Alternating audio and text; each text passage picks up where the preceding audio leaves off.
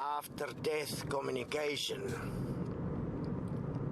in its very nature as it exists today in this world, is based on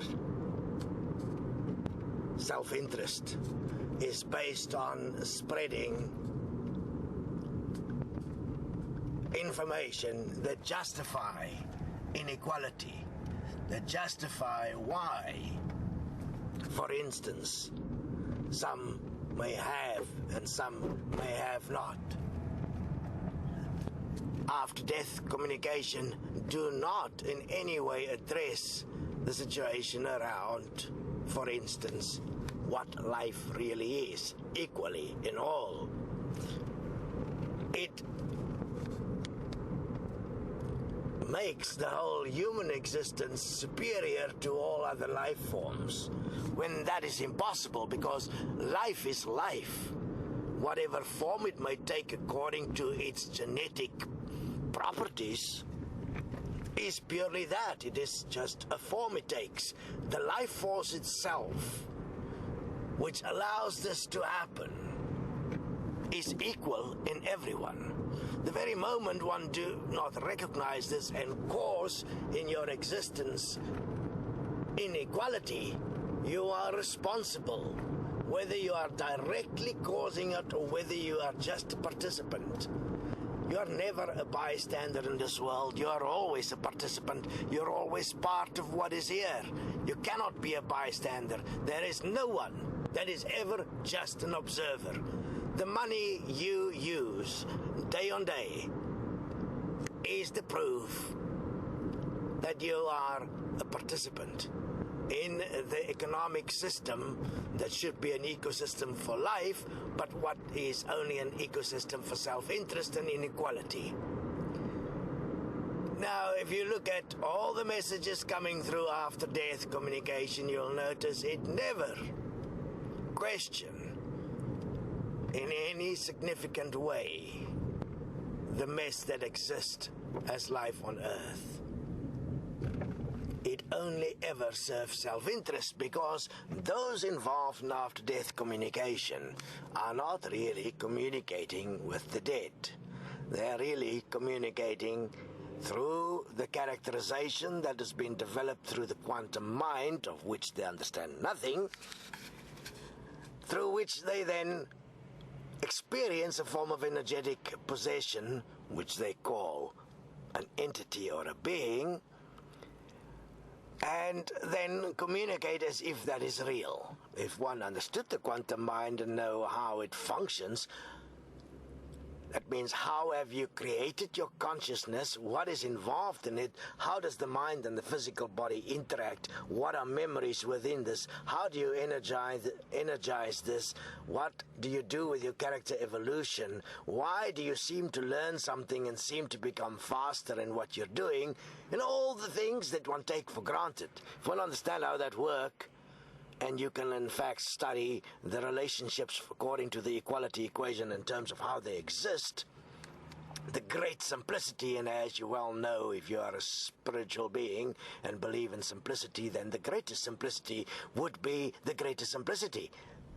That is the mathematical equation of 1 + 1 = 2. That means one point in relation to another will always be what it relates to, which is 1 point plus 1 point equals 2, which is the point it relates to. There's always equality.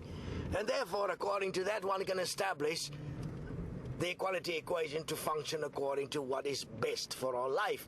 And therefore, 1 point relating to another point equals 2, where the 2 is always by agreement what is best for all life. Then all lives on Earth will be the best that it could be, because we've created it that way. And that simplicity should be coming through in your after-death communication, but it doesn't. What comes through is self-serving and specific to the current systems of inequality on Earth, because the very messenger is part of the mess on Earth, and therefore the messenger is simply in self-interest looking for a way to benefit from what they perceive to be a skill and from the ignorance of the people coming through the message, the gullibility of those that has been so easily fooled into believing that what now exists on Earth is all that can exist. That in itself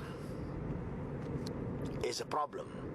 If one starts looking at this interesting thing just as a point of interest, for instance, the fossils that mark, according to science and anthropology, the nature of our evolutionary physical development, you'll notice there is always sudden jumps, and that one little point in the next cycle that links to the previous cycle is used as proof that apparently there's been evolution. Something to consider is that when something has been tested out and it was pre-designed like a machine, and then a part of it that was found to be functional within the design of the next model was used,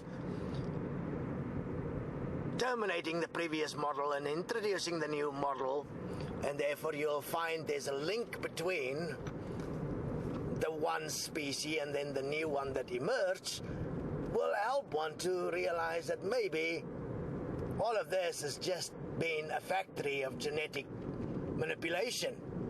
You're all scared of genetic manipulation, but all the fossils are indicating very clearly genetic manipulation, and this genetic manipulation would explain why there is sudden jumps in the so-called evolution.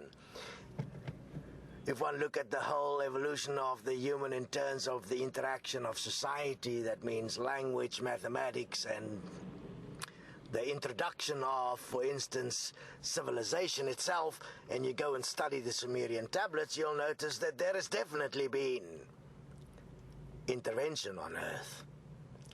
And this intervention was not coming from the afterlife as you understand it.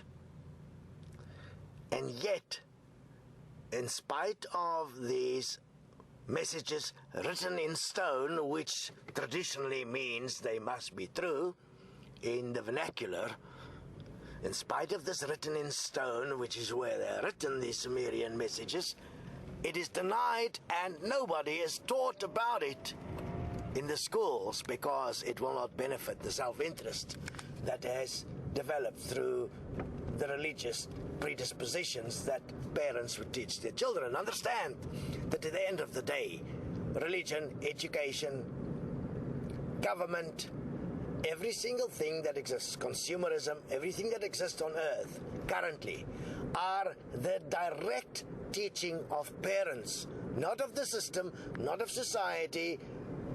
There is no one else responsible but parents. Every one of us are the result of what our parents taught us. Our parents are the ones that decide how the world functions. And we end up honoring our parents in continuing with the massive abuse and the dishonesty about what is really here. So we're asking you to investigate. In terms of the after-death communication, there will be more as we take this apart piece by piece, and it is going to be very important if you are to understand what happens after death to study the quantum mind. The quantum mind is also the quantum physical. That means how the mind and the physical in fact interact. How is it possible for you to have a thought? Do you understand? How is it possible for you to have a feeling? You make assumptions without actually knowing how it exists. In the quantum mind studies, you'll learn how it actually exists, and you'll be able to create it directly and disassemble it where necessary. Becoming in fact a creator, in fact the directive principle of your reality. So join us. If you're a psychic, there are also help to assist you to adjust your skill to become something that truly honors life. Because after all, you have developed a skill, it's not a gift. And even that can be explained in exact detail how you're able to communicate. What is the genetic predispositions, for instance? There is a lot more than what meets the eye. And if the world is to become a place where children to come will be able to live in freedom and peace, those that are on earth now must take a stand and stop for one life to participate in all this inequality and self-interest and focus on creating a world that's best for all. If something like reincarnation exists, your next life you'll enter a world by your own design which is best for all life, and therefore there will be an end of suffering. If it doesn't, it doesn't matter, but then you have left for the next generation that which is best, and you have in fact proven that you are, in essence, that which you claim to be divine, or what divinity should be. Self-honesty is critical in all of this, and is possibly the most difficult thing that exists, because so little of what is really going on in terms of the physical reality and how it functions, the very mechanical design of it, the very way that energy functions and flows, animates and moves within the physical is not understood. And we require this understanding of man, know thyself. That self is the flesh. That's why the word self is in the word flesh. Man, know thyself means to understand your physical flesh and how it functions, not your consciousness. The consciousness is extremely limited. You are not even born with it.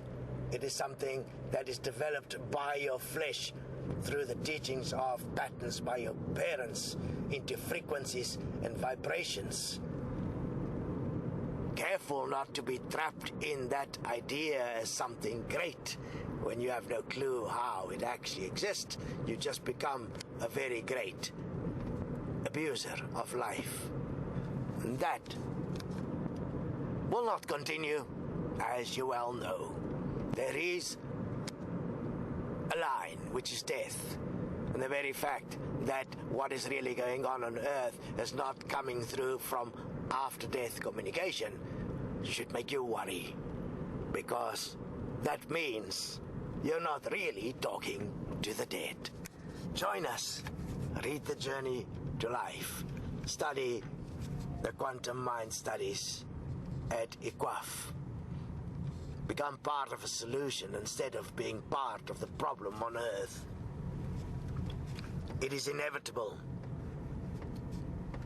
that everyone will realize the change that needs to be made. All this is going to depend on is how much motivation you have to be given by life, as life will no longer allow the abuse, and therefore the abuse will be equally back to you and your loved ones. I suggest that that is unnecessary, but you decide. You have that freedom to decide what the future holds for you and those you held dear.